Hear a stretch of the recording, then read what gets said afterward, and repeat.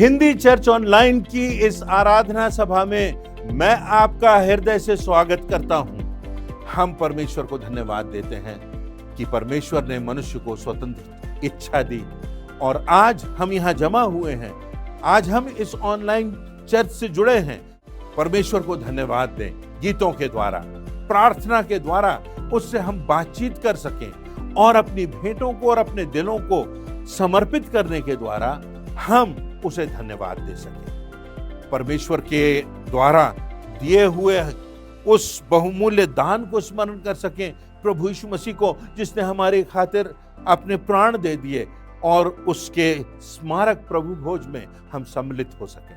तो आइए हम आराधना में आगे बढ़ते हैं। फिर से इस विशेष आराधना में मैं आपका हृदय से स्वागत करता हूं। परमेश्वर हम सबों को आशीष दे।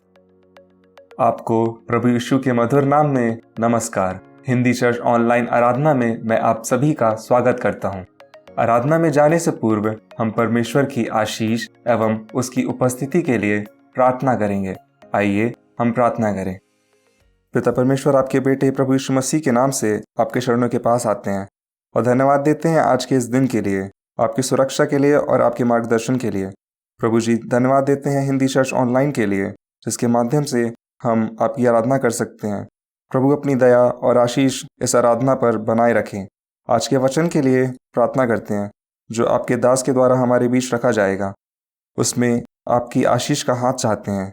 यह वचन हमारे दिलों में काम करने वाला हो सके। आज जो गीत हम गाएं उनसे आपको महिमा मिल सके। प्रभु की प्यारी में जब हम शामिल हो, हम अपने मनों को जांचें कि क्या हम इस मेज में शामिल होने लायक हैं या नहीं। प्रभु जी, सारी आराधना पर आपकी उपस्थिति चाहते हैं और इस विनती को प्रभु यीशु मसीह के नाम से मांगते हैं। आमीन। यहाँ की स्तुति करो, ईश्वर के पवित्र स्थान में उसकी स्तुति करो। उसकी सामर्थ्य से भरे हुए आकाश मंडल में उसकी स्तुति करो। उसके पराक्रम के कामों के कारण उसकी स्तुति करो। उसकी अत्यंत बड़ाई के अनुसार उसकी स्तुति करो। हमारा परमेश्वर महिमा और स्तुति के योग्य है। बड़े उत्साह के साथ परमेश्वर की आदर और महिमा में हम कुछ गीत और कोरस गाएंगे।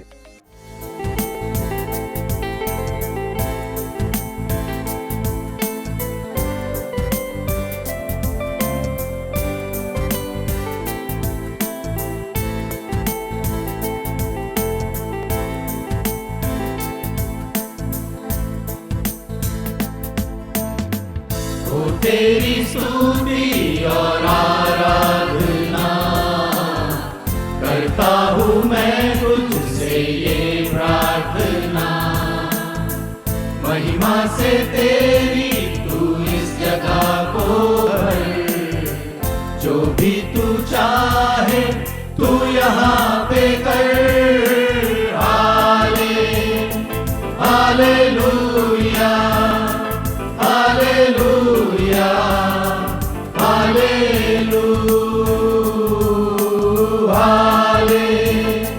Hallelujah, hallelujah.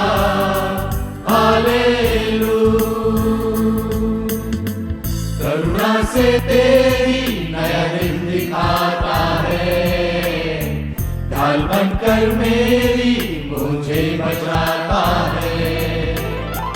जब मैं पुकारूं तू दौड़ आता है, जब मैं गिरूं मुझे उठाता है।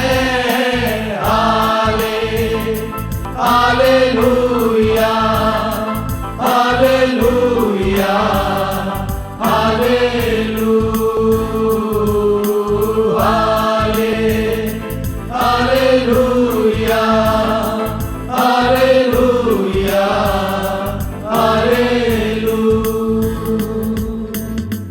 सारे जहां में तुझसा कोई नहीं, तुझको छोड़ कोई प्रभु है ही नहीं।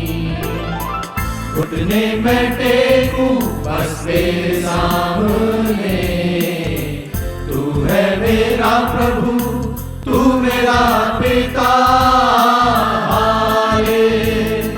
Hallelujah, hallelujah, hallelujah.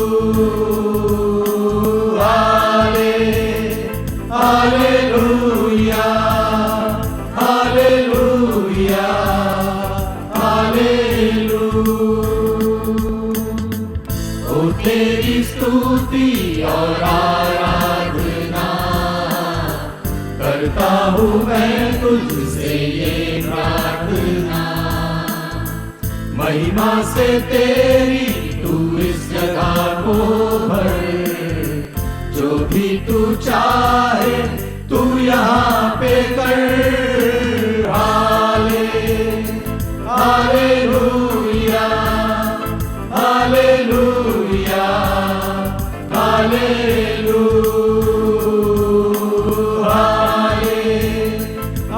Hallelujah, hallelujah.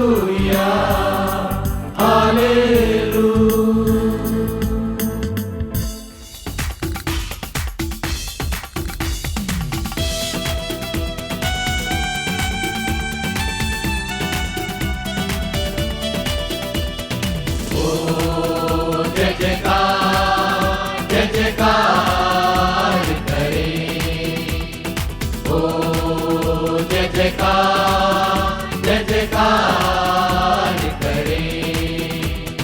वो है हमारा राजा, राजा, दुख संकट से बचाता, बचाता, हम पर अपनी करुणा करता और करता उपकार।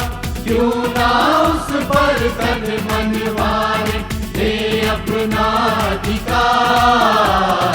ओ जय जयकार, जय जयकार करे, ओ जय जयकार, जय जयकार करे। उस पर जिसका भरोसा, भरोसा, वो तो कभी न डिगेगा, डिगेगा। चाहे बीमारी, चाहे गरीबी, चाहे हो आकाश, सब संकट से, सब कष्टों से हो जाएगा पार। ओ जय जयकार, जय जयकार करे, ओ जय जयकार, जय जयकार करे। स्वर्ग है उसका सिंहासन, सिंहासन, पृथ्वी बनी है आसन, आसन। आकाश उसकी महिमा बताए, हस्तकला को दिखाए। सारी सृष्टि उसकी रचना, उसका ही है प्रकाश। जय जयकार, जय जयकार करे, ओ जय जयकार, जय जयकार करे। हर एक रविवार का दिन प्रमुख होता है और हम इस दिन विशेष रूप से आराधना करते हैं, क्योंकि हम इस बात को जानते हैं कि प्रभु यीशु मसीह का पुनरुत्थान रविवार को हुआ था। उसने मृत्यु पर विजय प्राप्त की थी और सारी मानव जाति के लिए उद्धार का द्वार खोला था।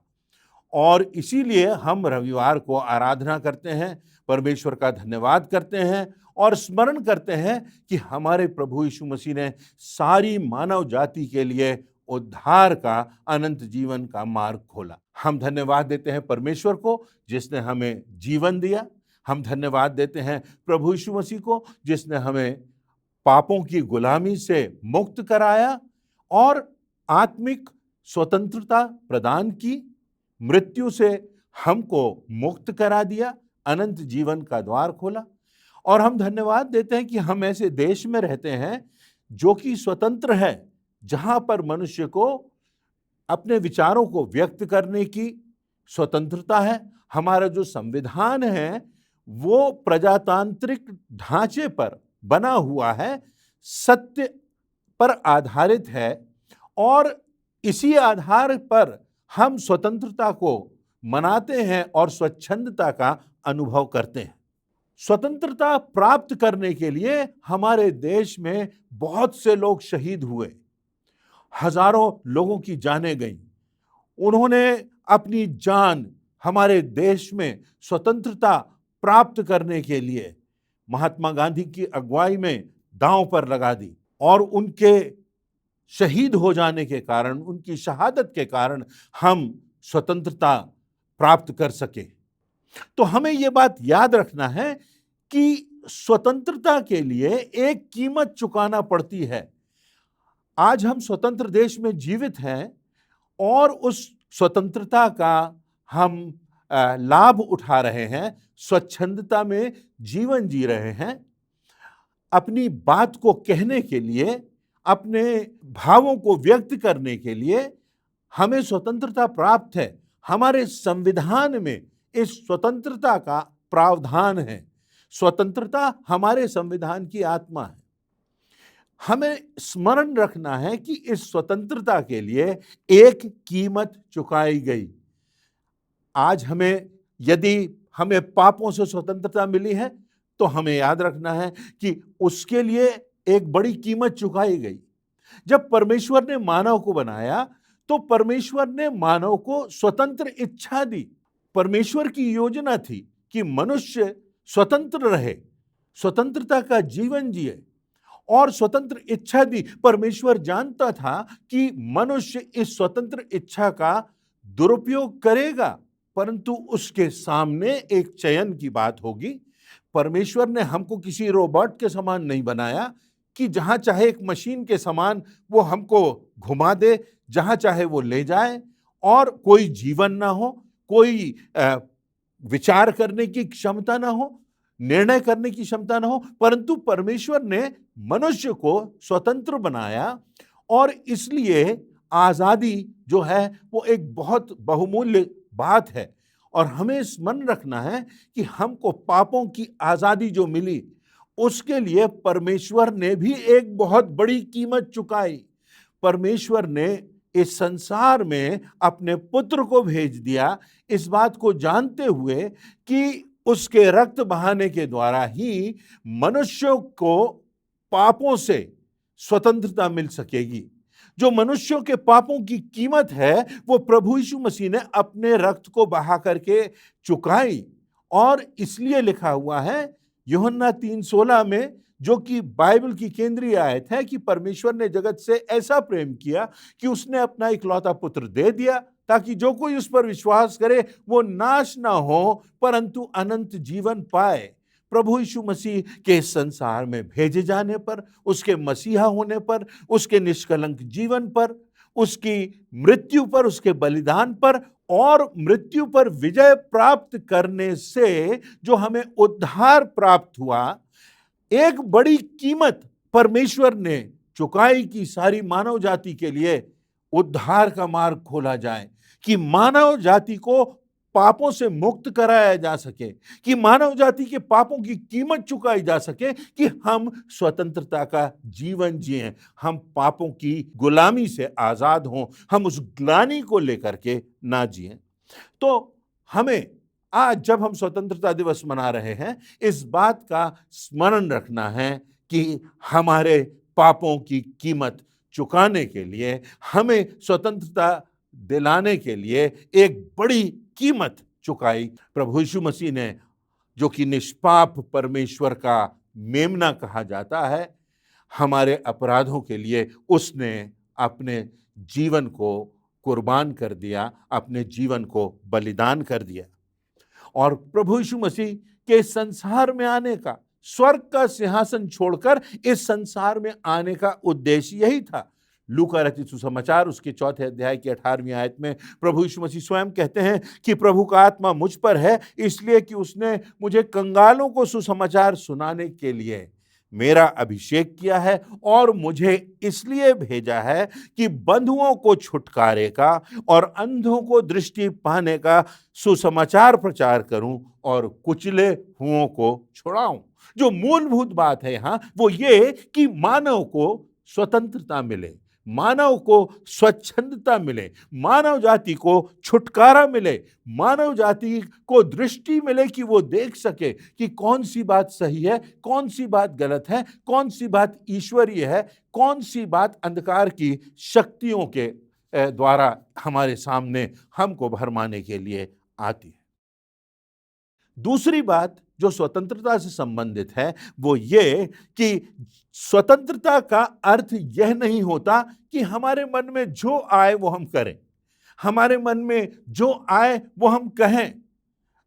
स्वतंत्रता का अर्थ यह नहीं होता, स्वतंत्रता का अर्थ अनुशासन होता है, अनुशासन। और इसीलिए हमारे देश को चलाने के लिए, हमारे देश के विधि विधान के लिए हमारा संविधान है। इसीलिए परमेश्वर ने अपना वचन, अपना पवित्र वचन, जिसको हम बाइबल कहते हैं, परमेश्वर ने हमारे हाथों में दिया है कि उसके द्वारा हम जान सकें कि सही क्या है, गलत क्या है, उचित क्या है, अनुचित क्या है, हमें सही निर्णय कैसे करना है, परमेश्वर हमसे क्या चाहता है। ये सारी बातें परमेश्वर ने अपने वचन पवित्र बाइबल में हमको दी हैं, जो सब बातों का मापदंड है। और जो उचित है उसे ना चाहकर भी करना, और जो अनुचित है उसे चाहते हुए भी ना करना। मैं फिर से कहूंगा, जो उचित है उसे ना चाहते हुए हमारी इच्छा ना भी हो तो जो उचित है उसे करना, जो परमेश्वर के वचन में उचित ठहराया गया है।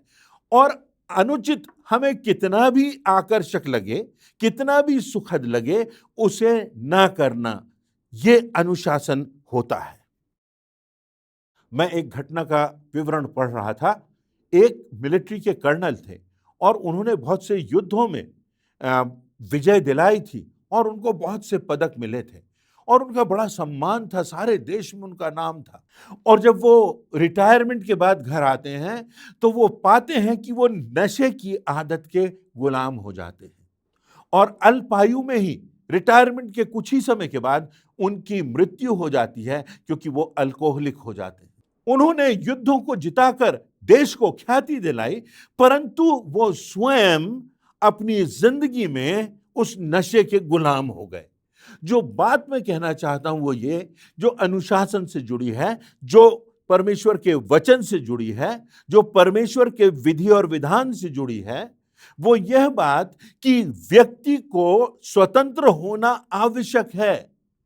चाहे वो हमारी शारीरिक लालसाएं हों, चाहे वो हमारी मानसिक भावनाएं हों, और चाहे हमको आत्मिक युद्ध में कितना भी संघर्ष करना पड़े, परंतु हमको विजय प्राप्त करना है, वही करना है जो परमेश्वर की दृष्टि में उचित है, और उसी के द्वारा हमें स्वतंत्रता मिलेगी।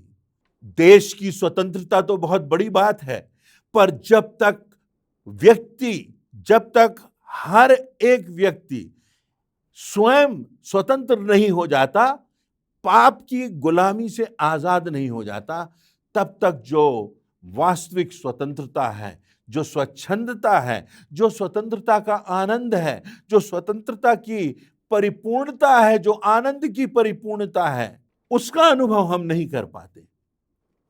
और इसलिए व्यक्ति को पाप की गुलामी से आजाद होना आवश्यक है, तभी व्यक्ति को सही स्वतंत्रता प्राप्त होगी। और इसीलिए जो है वो अनुशासन की बात होती है, और जो अनुशासन है बाइबल में, पवित्र शास्त्र में लिखा हुआ है, आधारित है, जो परमेश्वर का जीवित और अटल वचन है। हमें इस बात का एहसास होना चाहिए। परंतु इस संसार में जीते हुए, संसार के आकर्षणों से, विभिन्न बातों की चिंता से, जीवन के तनावों से, वस्तुओं के लोभ से हम भटक जाते हैं, और जो स्वतंत्रता हमको पापों से प्राप्त होना है वो हम प्राप्त नहीं कर पाते। मरकुस 4:19 में इस बात का वर्णन है। संसार की चिंता, धन का धोखा और वस्तुओं का लोभ व्यक्ति में समा जाता है, और जो परमेश्वर का वचन है उसे दबा देता है, और परमेश्वर का वचन निष्फल हो जाता है। हमारा जीवन फलवंत नहीं हो पाता, हमारा जीवन स्वतंत्र नहीं हो पाता। हम परमेश्वर के साथ प्रभु यीशु मसीह के माध्यम से अपना रिश्ता, व्यक्तिगत संबंध नहीं जोड़ पाते। क्यों? क्योंकि संसार की चिंता, धन का धोखा और वस्तुओं का लोभ, संसार की चिंता में हम डूबे हैं कि कल क्या होगा। संसार की चिंता में हम डूबे हैं कि अगर ऐसा हो जाएगा, अगर ये बीमारी फैल जाएगी, अगर हमारे परिवार में ऐसा हो जाएगा, अगर हमको धन का धोखा है कि धन हमें सारी संसार की वस्तुएं प्राप्त करा सकता है और उसी में हमको सुख मिलेगा, उसी में हमको आनंद मिलेगा, उसी में हमको परिपूर्णता मिलेगी। तो इसलिए वचन में लिखा हुआ है, धन का धोखा और वस्तुओं का लोभ। हम सोचते हैं सांसारिकता, भौतिकता में ही सब कुछ है और वस्तुओं का लोभ हमको हो जाता है। और इस कारण जो परमेश्वर का वचन है, जो हमारे जीवन में आत्मिक, शारीरिक और मानसिक अनुशासन लाता है, उससे हम दूर चले जाते हैं। इफिसियों की पुस्तक उसका 2 अध्याय उसकी 3 से 5 आयतों में लिखा है, इनमें हम भी सब के सब पहले शरीर की लालसाओं में दिन बिताते थे और शरीर और मन की भावनाओं को पूरा करते थे और लोगों के समान स्वभाव ही से क्रोध की संतान थे। परंतु परमेश्वर ने जो दया का धनी है, उस बड़े प्रेम के कारण जिसने हमसे प्रेम किया, जब हम अपराधों के कारण मरे हुए थे, तो हमें मसीह के साथ जिलाया, अनुग्रह से ही तुम्हारा उद्धार हुआ है। जब हम पापी ही थे, तब प्रभु यीशु मसीह हमारे लिए बलिदान हो गया। उसने हमको पापों से मुक्त कराने के लिए एक बड़ी कीमत चुका दी। क्यों? क्योंकि हम तो बुराई में, क्रोध में, शारीरिक लालसाओं में पड़े हुए थे, परंतु प्रभु यीशु मसीह के द्वारा हमको जिलाया गया। स्वतंत्रता से संबंधित जो तीसरी बात है वो ये कि संपूर्णता से हमें परमेश्वर के नियंत्रण में आ जाना। कितने लोग हैं आज इस संसार में जो बहुत सी मानसिक समस्याओं से ग्रसित हैं। क्या आप जानते हैं कि लगभग 70% जो दवाइयां बनती हैं वो मानसिक बीमारियों के लिए इस्तेमाल की जाती हैं। सारे संसार में भारी बाजार है उन दवाइयों का जो मानसिक रोगों से ग्रस्त व्यक्तियों के लिए दी जाती हैं। क्यों? आज संसार में अधिकांश लोग तनाव में जी रहे हैं, आज चिंता में जी रहे हैं, मानसिक समस्याओं के दौर से गुजर रहे हैं। और होता यह है कि इन सब बातों के दबाव में आकर व्यक्ति नशे का गुलाम हो जाता है, कहीं ड्रग्स के समस्या में फंस जाता है, कहीं सब प्रकार की शारीरिक लालसाओं में, व्यभिचार में, अश्लीलता में, लोभ में, घमंड में, इन सब बातों में व्यक्ति अपने आप को फंसा लेता है। और वास्तव में होता क्या है, ये सब बातें हमको अपने अधीन कर लेती हैं, हम इनके गुलाम हो जाते हैं और इनके बिना हम रह नहीं पाते। इनसे आजादी देने के लिए प्रभु यीशु मसीह संसार में आए। सांसारिकता से, हमारी शारीरिक लालसाओं से, हमारी मानसिक समस्याओं से, हमारी मृतक आत्मिक दशा से आजादी देने के लिए प्रभु यीशु मसीह इस संसार में आए। और प्रभु यीशु मसीह ने कहा, हे सब बोझ से दबे और थके हुए लोगों, मेरे पास आओ, मैं तुम्हें विश्राम दूंगा। तुम चिंता मत करो। वो परमेश्वर जिसने सामान्य पशुओं और पक्षियों को बनाया है, इतना खूबसूरत बनाया है कि सुलेमान ने भी अपने राज्य में उतने खूबसूरत वस्त्र ना पहने होंगे। जब परमेश्वर ऐसी चिड़ियों को, पक्षियों को भोजन देता है, तो तुम जो मनुष्य हो, तुम जो परमेश्वर की सर्वोत्कृष्ट कृति हो, क्या वो तुम्हें ना देगा, तुम्हारी आवश्यकताओं की पूर्ति ना करेगा? इसलिए हमको परमेश्वर के मार्ग पर चलना है, उसकी ओर ध्यान लगाना है, सच्चाई से, खराई से, ईमानदारी से परिश्रम करना है, परमेश्वर की इच्छा को पूरा करना है। और तब हम परमेश्वर की आशीषों को प्राप्त करेंगे, तब हमें वास्तविक स्वतंत्रता का एहसास होगा। हम पापों और सब प्रकार की बुराइयों के गुलामी से मुक्त हो सकेंगे, उस शांति को प्राप्त कर सकेंगे जो प्रभु यीशु मसीह के पास उसके चरणों में आकर मिलती है, उस पर विश्वास करने से मिलती है, उससे प्रार्थना करने से मिलती है, उससे व्यक्तिगत संबंध बनाने से मिलती है, इस बात को मानने से मिलती है कि प्रभु तेरा धन्यवाद हो, अब हमें अपने अतीत के पापों की ग्लानि में नहीं जीना है, अब हमें भविष्य की चिंता से ग्रस्त नहीं होना है, हमें वर्तमान में तुझसे संबंध रखना है, तुझसे प्रेम करना है। तेरे नियंत्रण में रहना है, तेरी सीमाओं में चलना है। तेरे द्वारा दिया हुआ वचन मेरे मार्ग के लिए दीपक और मेरे पथ के लिए उजियाला है। प्रभु, तू ही मार्ग है, तू ही सत्य है, तू ही जीवन है। और इसी बात में सच्ची स्वतंत्रता का अर्थ हम समझ सकते हैं। जब हमारा संपूर्णता से परमेश्वर पर भरोसा हो, तब परमेश्वर का संपूर्णता से नियंत्रण हमारे जीवन पर होगा। और जैसा भजन संहिता का लिखने वाला अपने 46वें अध्याय की पहली आयत से तीसरी आयतों में लिखता है, परमेश्वर हमारा शरण स्थान और हमारा बल है, संकट में अति सहजता से मिलने वाला सहायक है। इस कारण हमको कोई भय नहीं, चाहे पृथ्वी उलट जाए और पहाड़ समुद्र के बीच में डाल दिए जाएं, चाहे समुद्र गरजे और फेन उठाए और पहाड़ उसकी बाढ़ से कांप उठें। वचन में प्रतिज्ञा है, हमारे ओर एक तरफ 1000, दूसरी तरफ 10,000 भी गिरेंगे, परंतु जो परमेश्वर का भय मानता है, उसके रास्ते पर चलता है, उसके वचन के अनुसार अपनी जिंदगी को बनाने का सतत प्रयास करता है, उसकी कोई हानि ना होगी। सबसे बढ़कर हमें आत्मिक सुरक्षा मिलेगी। इस बात की निश्चितता हमको मिलती है। हमको सच्ची स्वतंत्रता किस में मिलती है? जब प्रभु यीशु मसीह की शांति हमारे हृदयों में निवास करती है। फिलिपियों के 4 अध्याय की 7वीं आयत में लिखा है कि तब परमेश्वर की शांति जो समझ से बिल्कुल परे है, तुम्हारे हृदय और तुम्हारे विचारों को मसीह यीशु में सुरक्षित रखेगी।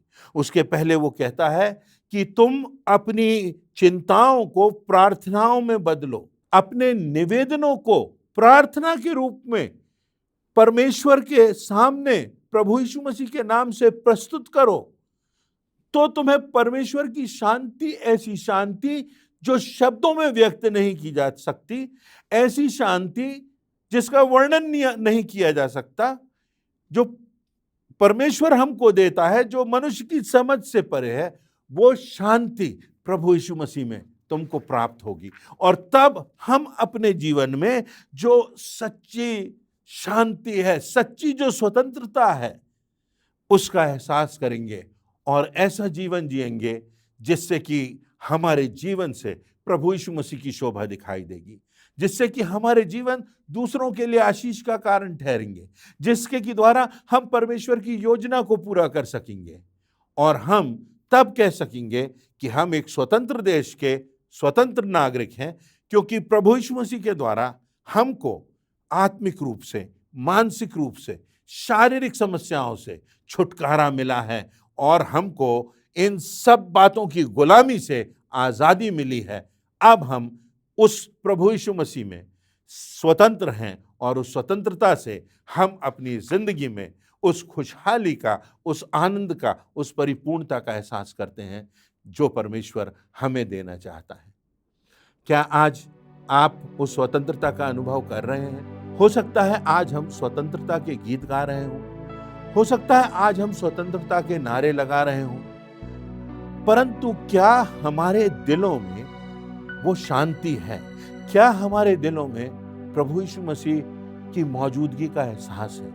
क्या हमारे दिलों में इस बात का एहसास है कि हम ग्लानि से मुक्त होकर, अपने पापों से, सब प्रकार की गुलामी से मुक्त होकर के आजादी का और आनंद का जीवन जी रहे हैं? और ना सिर्फ ये जीवन हमारे लिए आनंद का है, दूसरों के लिए आशीष का है, दूसरों के लिए प्रार्थना का है, और सबसे बढ़कर प्रभु यीशु मसीह की गवाही का जीवन। आइए हम आज इस विशेष दिन में, जबकि हम स्वतंत्रता दिवस को मनाते हैं, हम प्रभु यीशु मसीह के बलिदान को स्मरण करें। हम इस बात को स्मरण करें कि हमको संपूर्णता से स्वतंत्रता उसी प्रभु यीशु मसीह में मिलती है, जिसने हमारे पापों की खातिर अपनी जान दी, ताकि मनुष्य स्वतंत्र हो सके इस जीवन में, और शैतान की बेड़ियों से वो स्वतंत्र हो सके और सब प्रकार की गुलामी और परतंत्रता से मुक्त होकर आजादी का जीवन जिए इस संसार में, और इस संसार के पार विजयी जीवन जिए। यही परमेश्वर हमसे चाहता है। परमेश्वर इन वचनों से हम सबों को आशीष दे। आज के आशीषित एवं प्रेरणादायक वचन के लिए हम परमेश्वर पिता एवं प्रभु के सेवक को धन्यवाद देते हैं।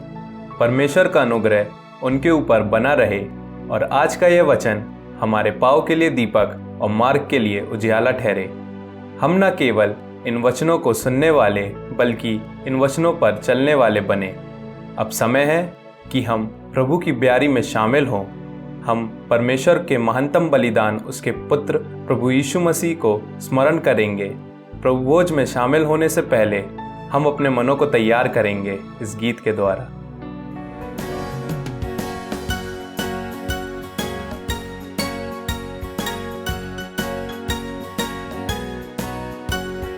मेरे पाप क्या धोएगा प्रभु यीशु ख्रीस्त का लहू, मुझे शुद्ध क्या करेगा प्रभु यीशु ख्रीस्त का लहू।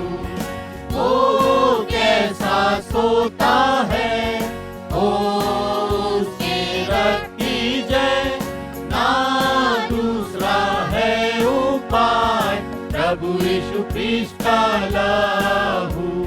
क्या दे सकता निर्मलता प्रभु यीशु ख्रीस्त का लहू। कारण क्या है क्षमा का प्रभु यीशु ख्रीस्त का लहू। ओ कैसा सोता है, ओ उसके रक्त की जय, ना दूसरा है उपाय प्रभु यीशु ख्रीस्त का लहू। यही मेरी पूरी आस प्रभु यीशु ख्रीस्त का लहू।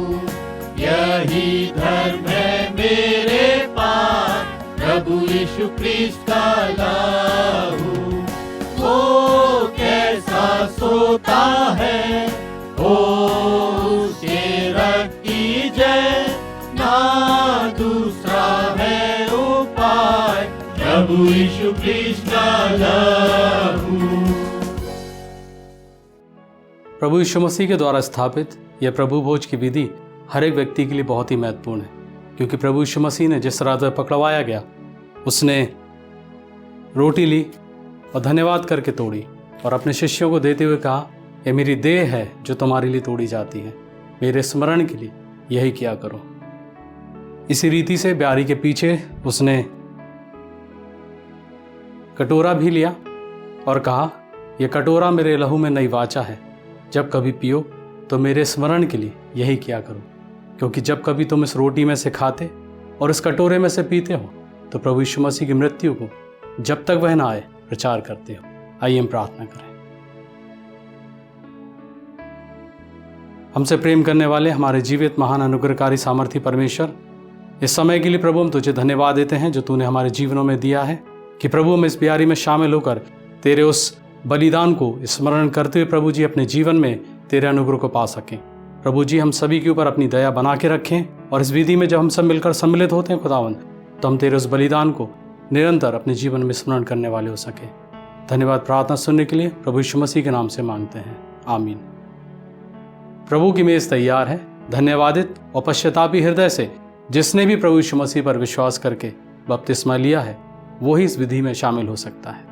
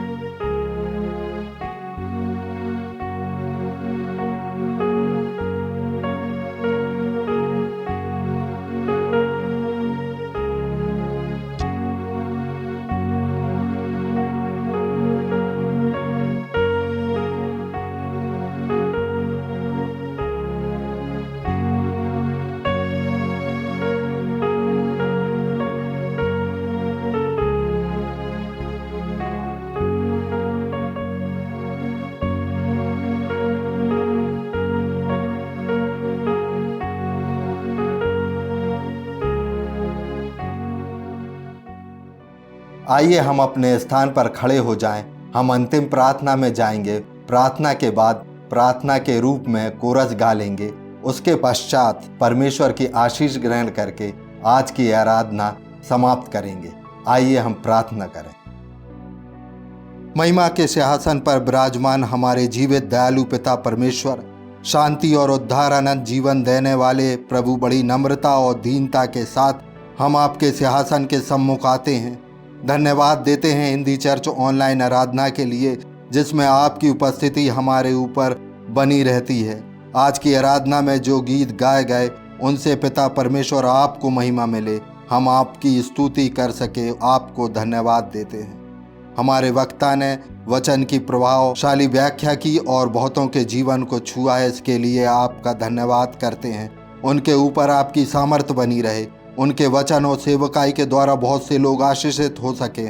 आज का वचन हमारे जीवनों में बहुतायत से फल लाने वाला और आशीषित हो। प्रभु की मेज के लिए धन्यवादित हैं, जिसके द्वारा हमें पापों की क्षमा और अनंत जीवन की आशा प्राप्त होती है।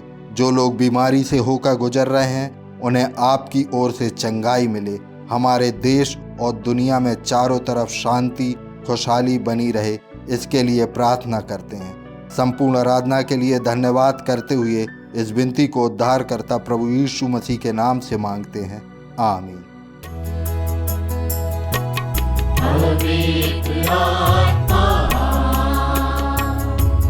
पवित्र आत्मा, मुझे ले चल मसीह के चरणों में। पवित्र आत्मा। आइए हम परमेश्वर की आशीष ग्रहण करें। अब हमारे परमेश्वर पिता का प्रेम, प्रभु यीशु क्रिस्ट का अनुग्रह और पवित्र आत्मा की शांति और सहभागिता हम में से प्रत्येक विश्वासी के साथ आज से लेकर अनंत काल होती रहे, आमीन।